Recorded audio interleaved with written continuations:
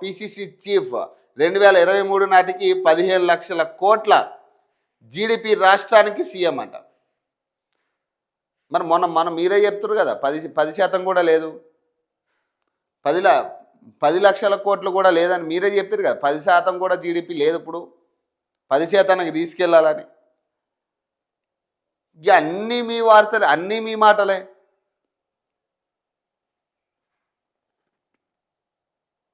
ఈ ఇప్పుడు ఏదైతే 2023 నాటి నుంచే పట్టుకుంది దరిద్రం తెలంగాణకి.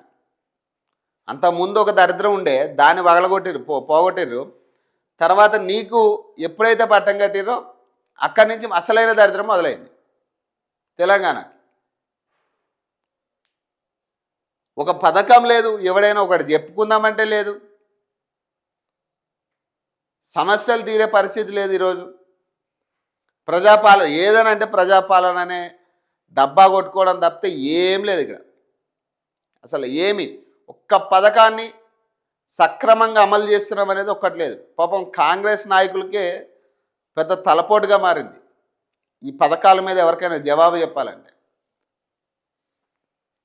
ఏం చేసిరని చెప్పుకోవడానికి పాపం వాళ్ళకి కనీసం పథకాలు పూర్తిగా ఇచ్చిరని చెప్పుకోవడానికి ఒక ఫ్రీ బస్ పథకం తప్పితే ఇంకో పథకం లేదు. ఈ మధ్యకాలంలో రేషన్ కార్డుల మీద పడ్డారు. ఆ రేషన్ కార్డులు సన్న బియ్యం ఇస్తున్నామని.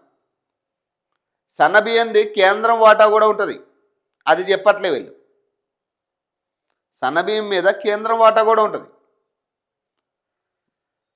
అది చెప్పరు వీళ్ళు, అది దాస్తారు. ఆ సన్న బియ్యం, ఆ రేషన్ కార్డులు, ఇప్పుడు ఉచిత బస్సు, ఇంత ఈ మూడు అంటే సక్రమంగా చేసిరని చెప్పుకోవడానికి. ఇందిరా మిల్లులు లేవు, ఎవ్వడికి లేవు. ఆ కాంగ్రెస్ నాయకులే ఏడుకాడ దోచుకునే పరిస్థితి. ఇందిరా మిల్లు కూడా ఇంత ఘోరమైన పరిస్థితి ఉన్నా కనీసం ఒక్క ఎమ్మెల్యే, ఎంపీ, మినిస్టర్ ఎవడో కూడా మాట్లాడు. వాళ్ళ వాటాలే కదా ఇవన్నీ. చూడాలి ఈ మ్యాచ్. ఇక మరి ఎంతమంది ఇప్పుడు అదేదో హాట్స్టార్లో కూడా స్ట్రీమింగ్ చేస్తారండి ఈ మ్యాచ్ని. ఇప్పుడు హాట్స్టార్కి కూడా ఏదో రైట్స్ అమ్మిరని చెప్తా ఉన్నారు. మరి ఈ పైసలన్నీ మరి ఎవరికి గచ్చి పెడతారు? మరి తెలంగాణ ప్రజలకు గచ్చి పెడతారా లేదా? మీరు 1000 కోట్లు గచ్చి పెడితే కనీసం 200 కోట్లైనా లాగుతారా? తీసుకుంటారా?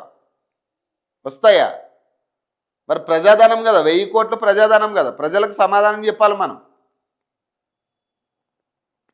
మళ్ళీ అటు ఇటు లేనంటే మళ్ళీ అదే కాంగ్రెస్ పార్టీకి పట్టం కడతారు. ఎట్లా కడుతున్నారో అర్థమవుతలే మాకు. ప్రజలు ఇంత వ్యతిరేకత ఉన్నా కూడా మళ్ళీ కాంగ్రెస్ పార్టీ వస్తుందంటే ఎట్లా నమ్మాలి దీన్ని?